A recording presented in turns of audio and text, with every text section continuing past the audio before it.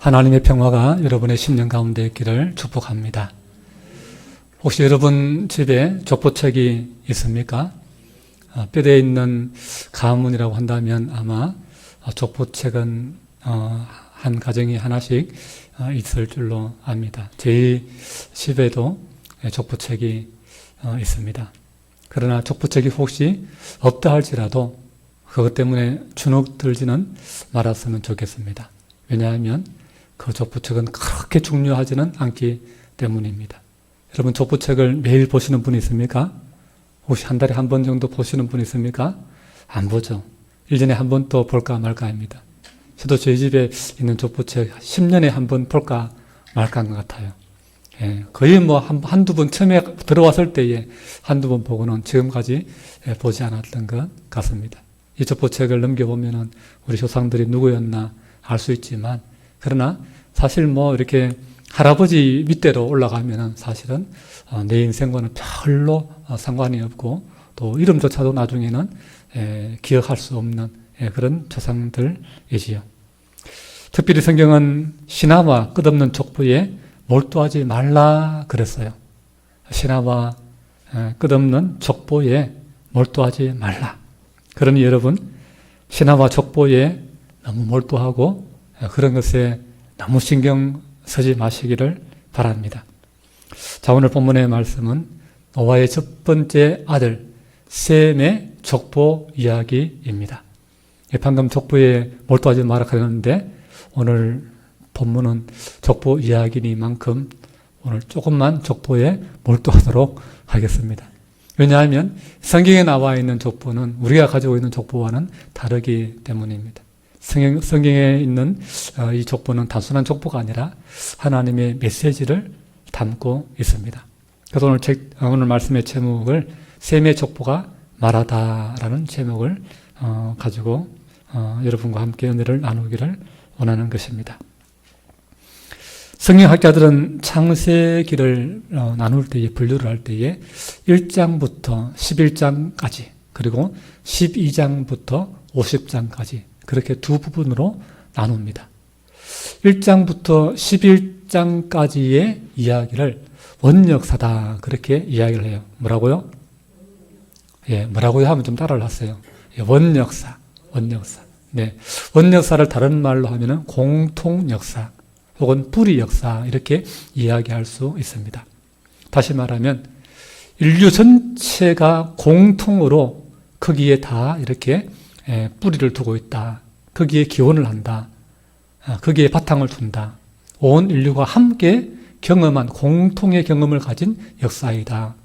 이렇게 모든 인류에게 해당될 수 있는 그런 공통의 역사이다. 원래의 기초가 되는, 뿌리가 되는 그런 역사이다. 라고 하는 거예요. 그래서 아담과 하와의 창조도 모든 인류의 뿌리가 되고 기초가 되죠. 그들의 타락으로 말미암아 죄가 들어온 역사, 그것 역시 온 인류의 뿌리와 기원에 두고 있는 것이죠.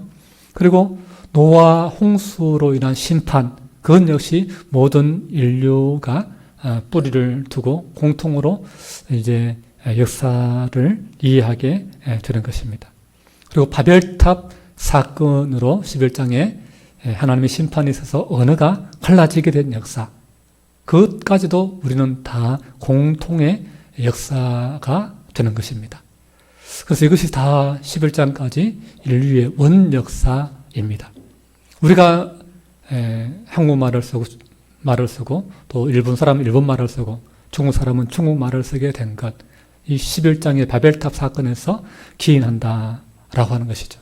그 11장까지 민족이 분열되기 전까지, 언어로 분열되기 전까지, 그때까지 모든 역사는, 인류의 모든 역사는 같은 뿌리를, 같은 기원을, 공통의 역사를 가지고 있다라고 하는 것입니다. 그래서 1장부터 11장까지의 원역사입니다.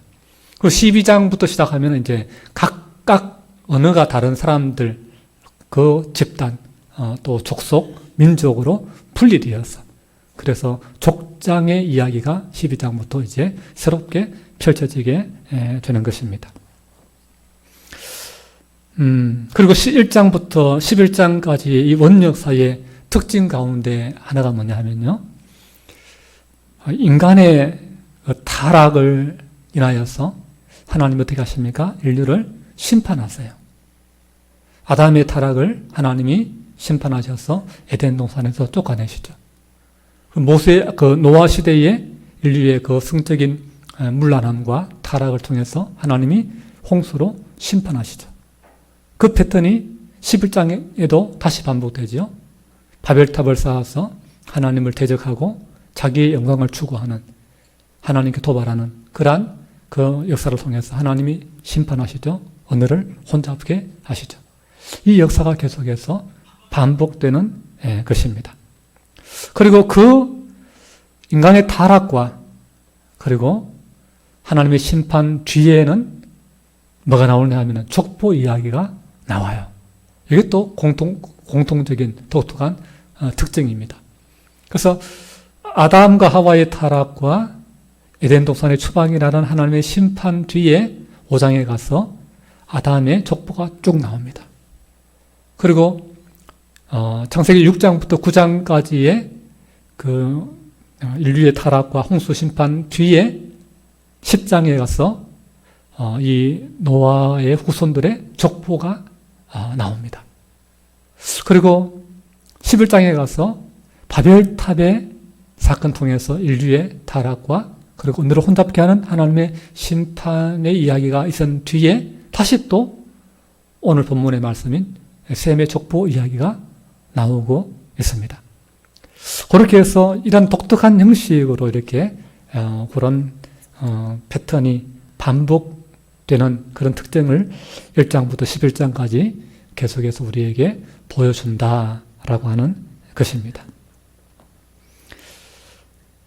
여기서 우리가 한 가지 좀 눈여겨볼 필요가 있는데요. 그 하나님의 심판이 있음으로 말미암아 족보가 우리에게 보여주는 하나의 메시지는 인간의 죄 그리고 하나님의 심판으로 인해서 인류의 수명이 급격하게 팍팍팍 이렇게 줄어들고 있다라고 하는 사실을 보여줍니다.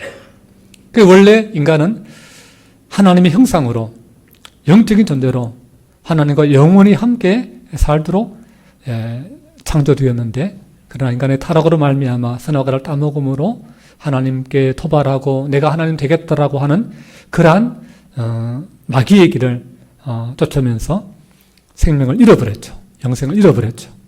그러므로 말미암아 생명이 팍 줄어들게 됩니다. 그 아담의 족보에서 보면은 그 나이들을 보면 900살 정도 이렇게 살았던 것을 보게 됩니다. 제일 오래 산 사람이 969살까지 살고 보통은 900살, 930살 이 정도까지 이렇게 살았던 것을 보게 됩니다. 그 영원한 삶에서 900살은 엄청난 차이인 거예요. 지금 우리는 이제 8, 90 살고 뭐 길게 살면 100살 사는 그런 우리의 관점에서 만약에 8, 900살 사는 사람들 만약에 본다고 한다면 와, 복 받았다 그렇게 우리가 볼 수 있지요. 그러나 우리의 관점에서 그렇게 볼 때는 그렇지만 그러나 영생의 관점에서 이 8, 900살 보면은 그건 엄청난 충격이고 그만큼 인생은 참 나락으로 떨어졌다. 하나님의 심판이 무서운 것이다. 인간에게 죽음이 찾아왔다 하는 것을 느낄 수 있는 것이죠.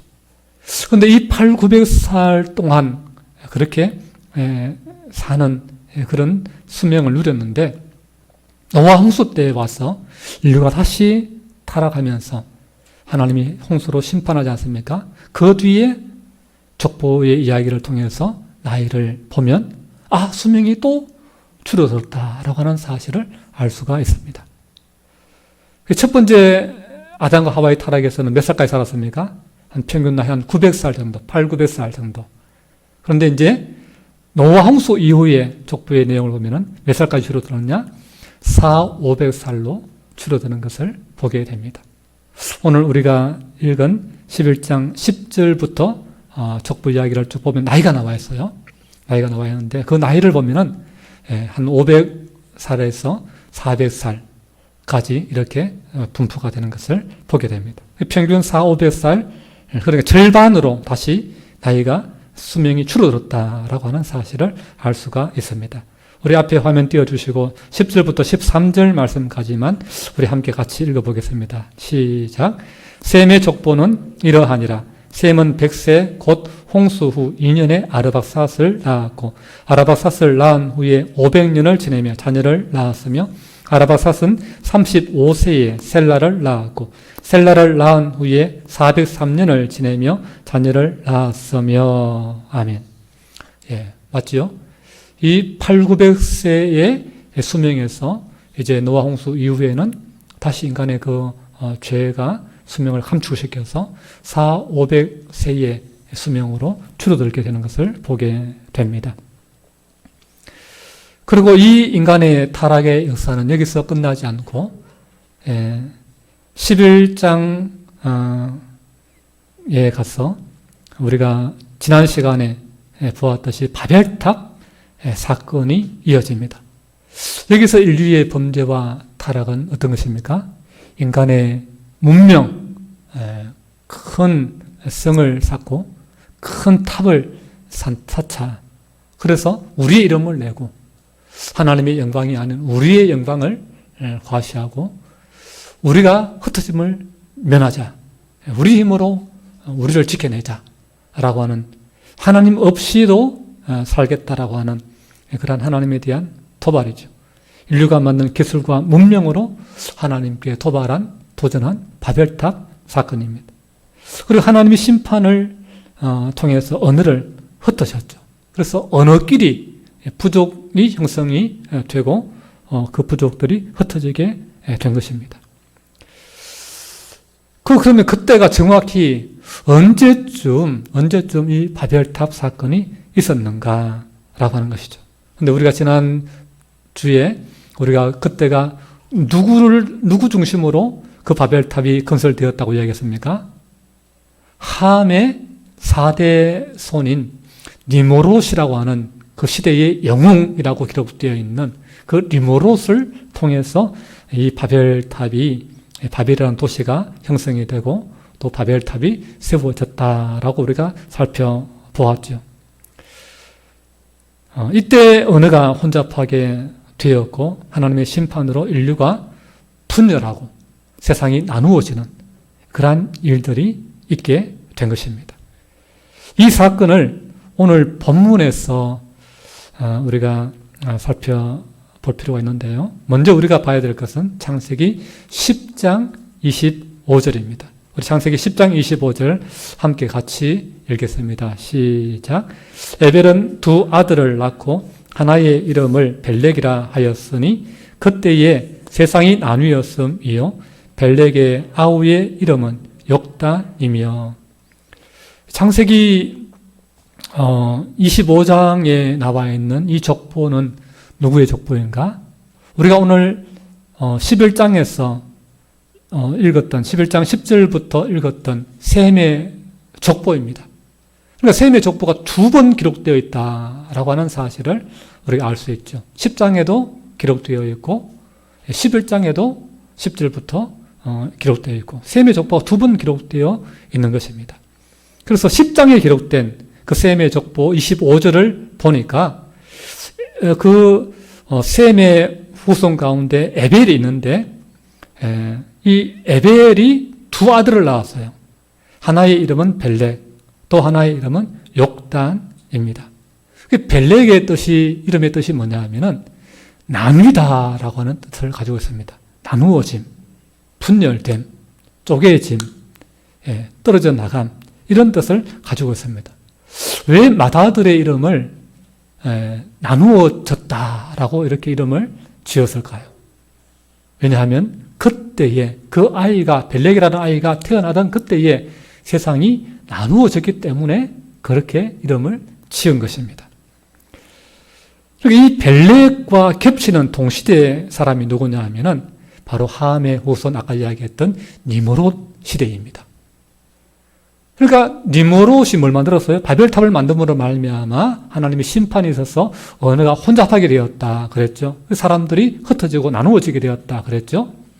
이 바로 이 함의 그 4대 손인 니므롯과 그리고 셈의 노아의 또 다른 아들인 셈의 후손인 이 벨렉과 이 노아의 둘째 아들 함의 4대 손인 벨렉이 서로 같은 시대인 거예요. 그 벨렉과 니므롯이 같은 시대인 거예요. 그 함의 그 4대 손인 니므롯을 통해서 바벨탑 사건이 일어나게 됐는데 셈의 그 후손들의 입장에서 보면은 그때는 벨렉의 시대를 우리가 겹쳐지고 있다라고 하는 사실을 알 수 있습니다. 그래서 이 벨렉의 시대와 니므롯의 시대가 동시대였고 그 시대에 바벨탑 사건이 있었기 때문에 그래서 이 10장 25절에서 말씀하는 그때의 세상이 나뉘었다라고 하는 이 정보, 이 표현은 다름 아닌 언어의 혼잡으로 말미암은 하나님의 심판으로 말미암아 언어로 말미암아 각 민족이 나뉘고 나라가 나뉘게 된 세상이 나뉘게 된 그것의 다른 정보를 우리에게 말씀하고 있다라는 것으로 우리가 이해할 수 있는 것입니다. 그리고 우리가 앞서 인간의 타락과 하나님의 심판의 결과로 인간의 수명이 절반씩 수명이 급격하게 줄어들었다라고 하는 사실을 우리가 보았지요. 그렇다고 한다면 바벨탑 사건을 통해서도 인간의 수명이 그럼 또다시 400~500년이었는데 노아홍수 이후에 400년 줄어들었는데 거기서 다시 반감되었는가를 살펴보면 되겠죠. 그리고 그 벨렉을 중심으로 앞뒤로 살펴보면 그 수명이 줄어들었나 안 줄어들었나 확인이 가능하겠죠. 그래서 오늘 본문 다시 11장으로 돌아와서 11장 10절부터 17절까지의 족보에 등장하는 인물들의 평균 나이를 여러분 한번 살펴보시기 바랍니다. 10절부터 17절까지 11장의 그 나이들을 보면 대부분 400살 이상에서 500살 그 사이인 것을 보게 됩니다.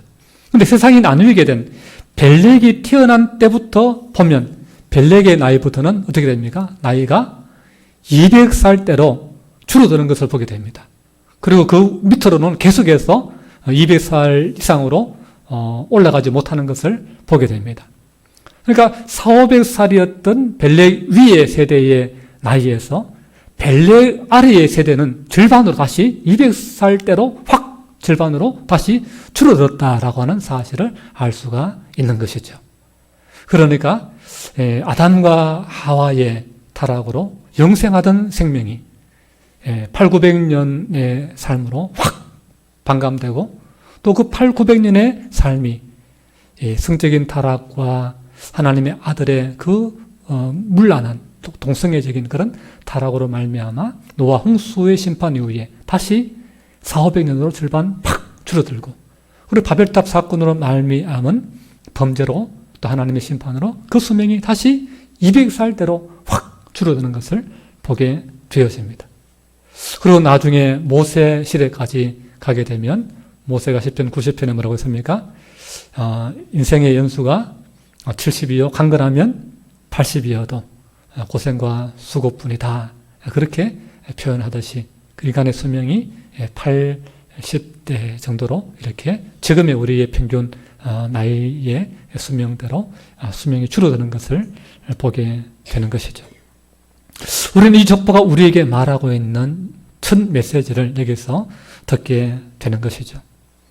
하나님을 대적하고 하나님과 맞서고 하나님의 영광이 아닌 내 이름을 내고 내 영광을 추구하며 육체의 정욕과 안목의 정욕과 이생의 자랑을 따라서 달려가는 삶은 결국 우리의 수명을 스스로 갉아먹는 결과를 가져온다라고 하는 것입니다. 우리의 축복을 다 던져버리는 빼앗기는 그런 결과를 가져온다라고 하는 것이죠. 마치 바벨탑을 건설하다가 한참 이게 아파트가 올라가다가 부도나가지고 그 아파트가 탁 이렇게 그냥 중도에 그냥 흉물처럼 이렇게 버려진 그런 건물들을 가끔씩 보지 않습니까? 그러면 그렇게 많은 돈을 투자하고 땅을 사고 건물을 짓고 했는데 그게 부도나가서 버려진 채 있으면은 그럼 뭐 짐승이 들어가서 살기도 하고 사람이 들어가서 소변과 대변을 보고 더러워진 그렇게 보면은 그동안 모든 했던 것들이 헛서가 되지 않습니까? 우리 인생도 마찬가지예요. 우리 인생도 하나님을 떠나서 죄악으로 달려가며 내 영광을 위해서 내 이름 내기 위해서 하나님 없이도 살 수 있는 것처럼 그렇게 열심히 이 땅의 성을 건축하지만 그러나 그 결과는 결국 아무런 의미가 없는 버려진 중도에 중단된 바벨탑과 같은 그런 인생이 되고 만다. 아무런 의미가 없는 무익한 허무한 이후에는 후회밖에 없는 왜 내가 내 인생을 그렇게 살았던가 그 후회밖에 없는 그러한 후회하는 인생이 된다라고 하는 교훈을 오늘 이 셈의 족보가 우리에게 말하고 있는 것입니다. 그래서 하나님을 대적하고 소외시키는 것은 결국 내 영혼을 하나님으로부터 소외시키는 것이고 내 생명을 스스로 갉아먹는 무너뜨리는 미련한 짓이다라고 하는 사실입니다. 벨렉의 때에 세상이 나뉘었다라고 하는 것의 두 번째 의미는 민족의 탄생입니다. 탑을 쌓아서 하늘에 닿게 하고 자기 이름을 내고 흩어짐을 면하자 하는 것은 하나님을 향한 심각한 도전이었고 하나님의 심판을 불러오게 했습니다. 그 심판은 온 인류가 하나로 뭉쳐 하나님을 대적하며 죄악으로 달려가지 않도록 하나님께서 각 족속과 부족이 다른 방언으로 갈라지게 한 것입니다. 방언과 민족의 탄생이라고 할 수 있습니다. 여러분 각 지역이나 음식, 종교, 나라보다 더 강한 그 사람의 연대성을 일으키는 것이 무엇인지 아십니까? 그게 바로 민족성입니다. 뭐라고요? 민족성. 같은 백인인데 서로 전쟁을 합니다. 서로 싸우고 총칼을 들이대고 죽이고 싸웁니다. 민족이 다르기 때문인 거예요. 아프리카나 중동, 동남아, 미얀마 같은데 계속 전쟁을 하지 않습니까? 같은 불교인인데, 미얀마는 다 불교 국가니까. 그런데 서로 전쟁을 싸우는 거예요. 지금도 싸우고 있습니다. 왜 그렇습니까? 그 안에 민족이 다르기 때문에 그런 거예요. 같은 이슬람을 믿는데 서로 싸워요. 왜 그렇습니까? 민족이 다른 거예요. 아프리카도 마찬가지죠. 같은 흑인들인데, 같은 인종인데 서로 전쟁을 계속 내전을 합니다. 민족이 다른 거예요. 게르만 민족은 그들만의 연대성이 있고 유대인은 유대인들끼리 똘똘 뭉치는 민족성이 있고 우리 민족도 마찬가지죠. 어떻게 보면 맨날 싸우는 콩가루 집안 같은데 근데 IMF 같은 그런 위기가 닥치면 모두가 다 한마음이 되어서 똘똘 뭉쳐서 그 위기를 극복해내는 그런 우리 민족만의 또 독특한 민족성이 있습니다. 그 연대성이 있는 것이죠. 근데 이 민족성이라고 하는 연대성과 이 민족의 정체성의 바탕이 되고 뿌리가 되는 것이 뭐냐? 그것이 바로 언어라고 하는 것입니다. 언어.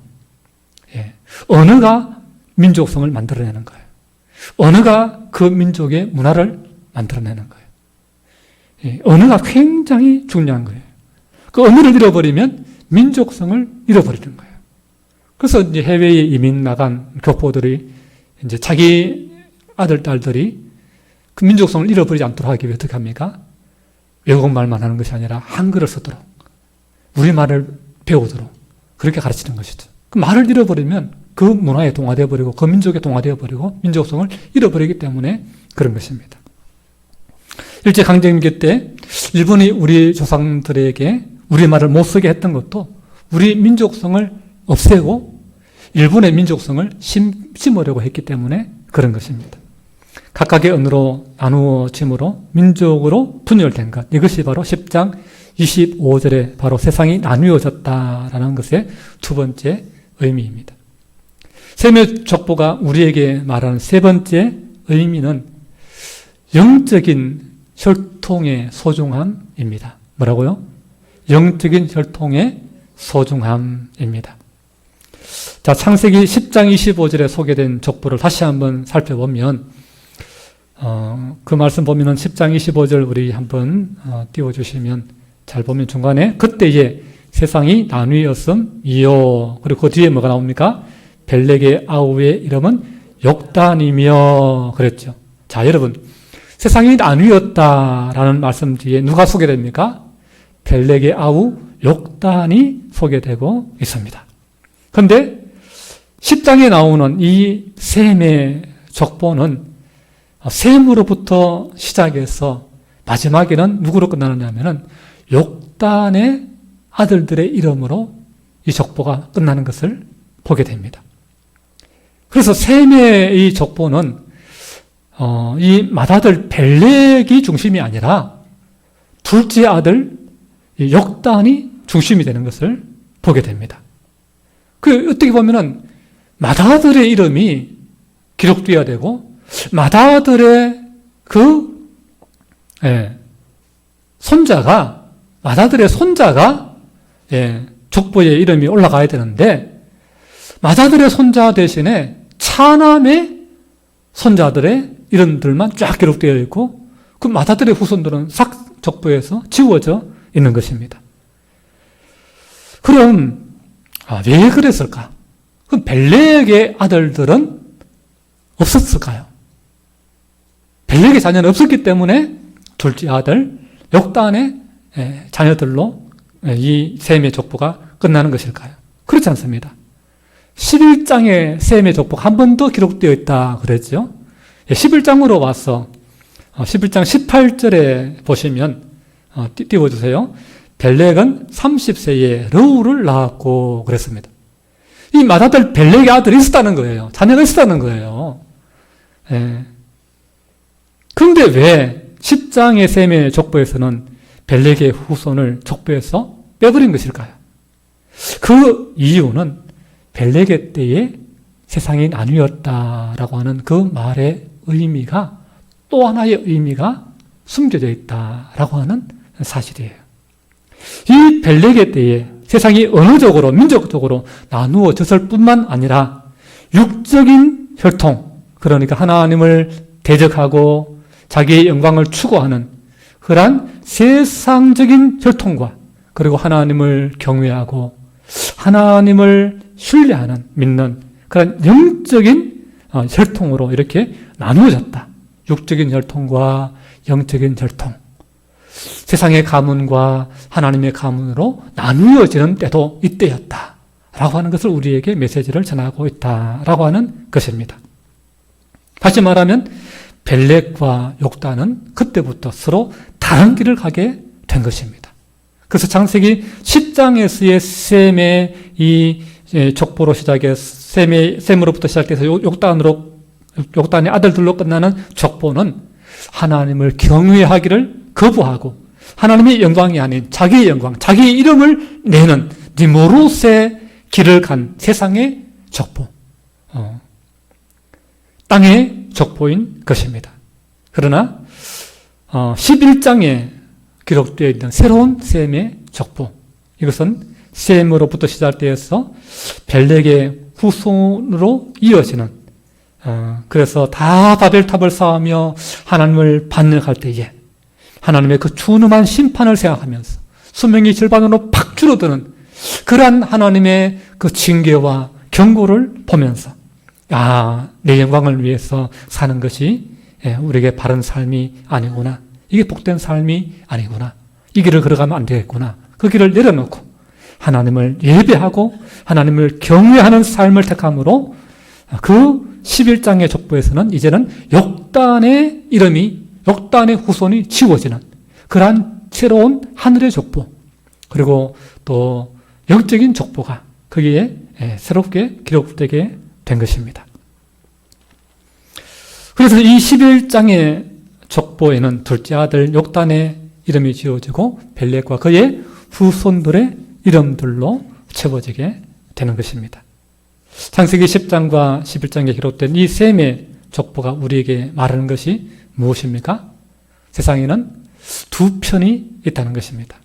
하나님을 거역하고 하나님의 영광 대신에 자기의 영광을 추구하는 세상의 족보, 세상의 가문과 하나님을 경외하고 하나님의 이름을 높이고 그분의 영광을 위해서 살아가는 하늘의 족보, 하나님께 속한 가문이 있다는 것입니다. 여러분, 우리가 하나님께 속하여서 하나님을 예배하고 하나님께 영광을 돌릴 때 세상에서 우리가 미움받고 우리의 이름이 그들의 족보에서 지워지고 세상에서 무시되고 빼버림을 당할지 모르지만 그러나 우리는 그러한 세상의 반응에 대해서 두려워하거나 혹은 섭섭해할 필요가 없다라고 하는 것입니다. 왜냐하면 우리의 이름은 새로운 족보, 경건한 믿음의 가문에 우리의 이름이 올려지게 될 것이기 때문입니다. 오늘 본문 11장 18절부터 우리 26절 말씀까지 한번 보시면요. 18절에 보면은 벨렉은 르우를 낳고 그랬습니다. 그리고 20절에 르우는 서룩을 낳고 그랬죠. 22절에 가면 서룩은 나홀을 낳고 24절에 가서 나홀은 누구를 낳습니까? 데라를 낳고 26절에 가서 데라는 누구를 낳습니까? 아브라함과 나홀과 하란을 낳았더라 그랬습니다. 그래서 이 11장의 족보는요, 벨렉을 분기점으로 해서 누구를 향해 가고 있느냐? 바로 하나님이 택하셔서 세우실 하나님의 가문, 믿음의 조상 아브라함을 하나님께서 불러내시는 그러한 족보로 연결되고 있다라고 하는 것입니다. 그래서 아브라함의 할아버지가 나홀이고 나홀의 정조 할아버지가 바로 벨렉인 것입니다. 저는 여러분의 가문이 여러분의 때부터 세상의 가문에서 완전히 분리될 수 있기를 축복합니다. 여러분의 가문이 이제 여러분 때부터 영적인 하늘의 가문이 되기를 바랍니다. 그래서 우리의 이름은 하늘의 생명책에 기록되어 있다 그랬는데 이것이 중요한 것이 아니겠습니까? 우리의 이름이 세상의 족보는 없다 할지라도 세상에 뼈대 있는 가문은 아니라 할지라도 그러나 진짜 위대한 가문, 세상에서 가장 놀라운 하나님의 가문, 거기에 내 이름, 하나님의 족보에 내 이름이 들어가 있다면 그것만큼 위대하고 놀랍고 영광스러운 것이 어디 있겠습니까? 예. 이 벨렉의 때에 벨렉은 세상의 가문을 추구하지 아니하고 하나님의 영적인 가문으로 나는 이 길을 걸어가리라. 그렇게 새로운 길을 결단했고 그 결과 그 집안에서 믿음의 조상 아브라함이 나오고 위대한 믿음의 인물들 모세가 나오고 그리고 다윗 왕이 나오고 그 뿌리에서 계속해서 영적인 그 가문이 이어져서 누가 나옵니까? 신약에 가서 예수 그리스도가 이 땅에 나오셨다라고 하는 것입니다. 그래서 누가복음 3장에 보면은 예수님의 탄생 기사를 소개하면서 거기도 예수님의 족보를 기록해 놓고 있습니다. 거기서는 예수님부터 밑에서부터 위로 쭉 올라가는데 그 예수님으로부터 올라가면 다윗이 나오고 올라가면 모세가 나오고 올라가면 거기서 아브라함이 나오고 올라가면 거기서 이제 나홀과 벨렉이 나오는 것을 보게 되어집니다. 그래서 우리의 이름도 이 영적인 계보를 따라서 우리가 하나님 나의 영광이 아닌 하나님의 영광을 위해서 정말 내 이름을 세상 가운데 떨치는 것이 아니라 예수 그리스도 이름을 증거하는 예수님의 그 이름만을 우리가 찬양하는 그러한 믿음의 사람으로 우리가 주님을 사랑하고 하나님을 예배하는 자로 이 땅을 살아간다면 우리의 이름 역시 예수님의 그 영적인 계보에 올려져서 우리가 하나님 나라 가면 우리의 이름이 예수님의 이름이 기록되고 벨렉의 이름이 기록되고 그 아브라함의 이름이 기록되고 다윗의 이름이 기록된 그 하나님의 족보책에 우리의 이름도 기록될 줄로 믿습니다. 우리의 이름이 생명책에 기록되어서 우리가 주님 앞에서 면류관 받고 영생의 복락을, 천국의 그 영광을 우리도 누리게 될 줄로 믿습니다. 인간의 이 오랜 역사 속에 장구히 이어지는 인류의 역사 속에 인간이 써내려간 문명사만 있는 것이 아니다. 하나님의 구속사도 있다. 그 구속사 속에는 하나님의 족보도 있다. 라고 하는 것을 이 족보가 우리에게 말씀해주고 있는 것입니다. 하나님을 거역하고 하나님의 영광을 자기의 영광으로 가르치는 그 마귀의 가문으로 여러분 편입되지 않기를 축복합니다. 하나님을 경외하고 우리 구주 예수님을 믿고 순종함으로 하늘의 족보, 하늘의 생명책에 저와 여러분의 이름이 기록되고, 그래서 우리의 이후로부터 정말 우리 집안에서 더 위대한 믿음의 인물들이 나올 수 있는 그런 축복된 가문 될 수 있기를 주님의 이름으로 축복합니다. 기도합니다. 좋으신 우리 아버지 하나님, 은혜를 감사합니다. 오늘 셈의 족보를 통해서 그 족보가 우리에게 놀라운 메시지를 전하고 있는 것을 들었습니다. 하나님, 이 땅의 인류의 역사가 두 갈래로 갈라지는 것을 우리가 보았습니다. 마귀의 미혹을 따라서 자기의 영광을 구하고 하나님의 영광을 거부하고 또 하나님을 대적하고 하나님 없이 스스로의 힘으로 살아가려고 하는, 그래서 더욱더 망가지고 하나님의 축복을 잃어버리고 천국을 잃어버리고, 그리고 결국 허무하고 중단된 바벨탑처럼 그렇게 허무한 인생으로 끝나는 그런 세상의 역사가 있고, 또 예수 그리스도까지 우리의 구원자, 하늘의 그 영원한 소망과 그 영광까지 우리에게 보장된 하나님의 족보의 이야기, 하늘의 그 생명책에 이름이 기록되는 그러한 하나님의 역사 속에 살아가는 그러한 믿음의 사람들의 이야기가 있는 것을 보았습니다. 오늘 우리 모두 다 하나님 편에 서게 하시고 나의 영광이 아닌 하나님의 영광을 위해 나의 이름을 높이는 것이 아니라 예수 그리스도 이름을 증거하는, 자랑하는, 나의 자랑은 오직 십자가밖에 없는 그런 하나님의 사람, 예수에 속한 사람이 되어서 예수님의 그 족보의 생명책에 우리의 이름도 기록되고 우리의 후손들이 계속해서 영적인 계보를 이어가는 하나님의 귀하게 쓰임받는 그런 은혜가 우리 모두에게 있게 하여 주옵소서. 우리의 남은 인생 주님의 영광 위에, 주님의 나라 위에 사용되게 하여 주시옵소서. 예수님 이름으로 기도하옵나이다. 아멘. 우리 찬송가 294